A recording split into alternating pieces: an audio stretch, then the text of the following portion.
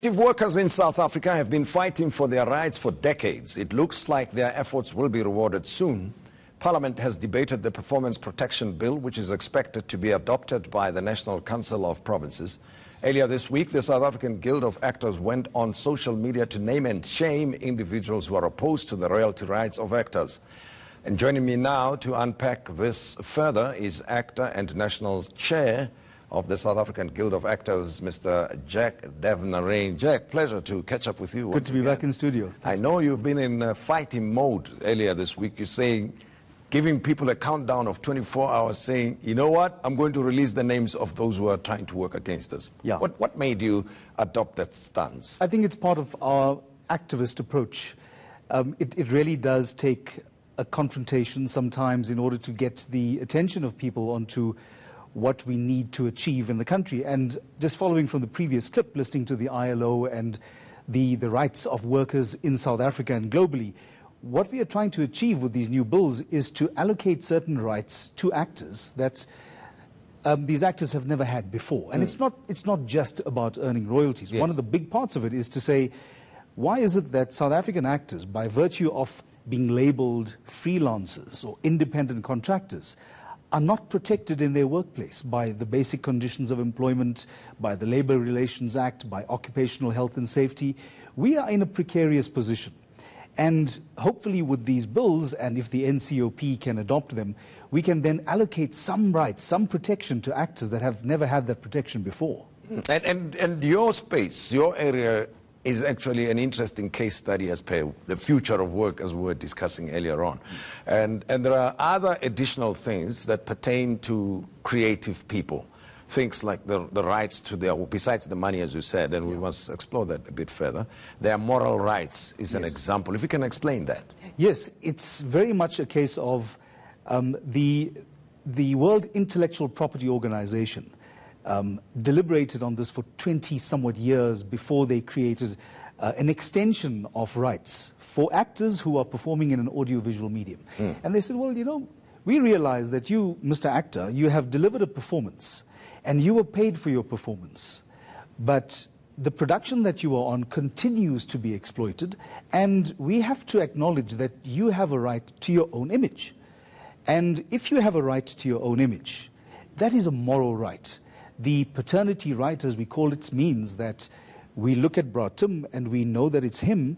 Why should Bra Tim not have a right to own his own image? And that's what the moral right is saying. And we want to say additionally that we don't want a producer, for example, to take the image of this performer and mutilate it in the kind of way that can damage the reputation of the actor down the line. Because once the actor has been paid for that, we own the footage. And if we then take that footage and we create a horrible, a grotesque caricature of this actor that could come back to damage the actor's career, that is a violation of that actor's moral right. And this is something that's happened, that's been commonplace for some time, right? I mean, it's not an imagined scenario. This is something that has taken place. It has actually happened, and in fact, there was a horrible situation about 3 years ago in the US where a producer had asked actors to come onto set. He didn't tell them what they were shooting. He'd give them a script on the day and they'd shoot it, and it turned out to be a horrible story. It was very demeaning to people of the Muslim faith and the Prophet, and it resulted in widespread riots, and in fact a US ambassador was actually killed. And the actors were there saying, but we didn't give you permission to do this to us. That's not what we signed up for. And that's just one example. You know, and of course, in the era of different mediums, if one could call them that, being used to broadcast the work of creative people. Again, the extension of these rights goes there, right? The digitization that we spoke about. Absolutely. And the fact that in the era of fake news, one can take your image and impose it on someone else, so it appears as if you are playing that part or playing that role. And on other platforms, it can be exploited without you knowing or any royalties on that. That is one of the pillars of our submission as SAGA. When we went into Parliament and we spoke to the Portfolio Committee, we said to them, we have to try and revise the statutory framework within which we work. We are looking at the Performers Protection Act, which comes from 1967. Now, in 1967, there wasn't even television in South Africa. So within 7 years of that act taking effect, the act was already outdated. It could not protect those actors. And to give you an example of how far the industry has moved on, as you say, there are exponentially more opportunities to exploit, to create content, to put content out onto the internet, because in 1967, not only did they not know what TV was, they had no idea what the internet was, or you know, what the other broadcasters were doing. What's Netflix, what's YouTube? All these things are there now. And we have to revise and reform our existing statute so that it must take into account how do we protect actors in this new, in this new era. And as we started this conversation, it's not the fact that you're just becoming awakened now and you want to be part of a rising movement around the world. You are dealing with real practical issues where your royalties have been denied to yourselves as actors, right, for many, many years. And I know earlier this week you did highlight the fact that some of the broadcasters in South Africa sold on the work that many South African actors are involved in territories where you will not receive a cent of royalties from them. Can you just talk us through that, explain what that means? Yes, absolutely. For an actor? What that is called commercial exploitation, and the broadcaster who will commission a show, they will get a producer and they will pay this producer to create a show. So ownership then vests in the broadcaster, and the broadcaster has every right to exploit the full commercial value of this production, which they then do by licensing to other territories and other broadcasters around the world. Now, obviously, that's one form of taking your product to market, and you get a return for that. Now, in South Africa, there is nothing in statute that allows an actor to claim a return on that. And in fact, what the broadcaster has done, according to recent media reports, is absolutely correct and well placed. It's entirely their right to do that.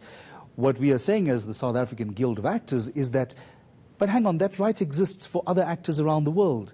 Whether you want to be a performer in France, Spain, Germany, North America, South America, wherever you go in the world, those rights already exist for those actors. What is wrong with South African actors having that? And the answer, Bratum, lies very simply in the fact that overseas producers like coming to South Africa to shoot with South African talent because they know that there are gatekeepers to the South African film and television industry that will guarantee them that they're going to sell South African talent. And some of them are your colleagues, right? Indeed. Who were working against you as the guild. Indeed. I did follow what you're posting. Good. But just quickly talk us through, what are you likely to benefit if the amendment bill is adopted and turned into law in South Africa? What changes are we likely to see? To continue the theme from your previous clip, the most important change will be collective bargaining rights.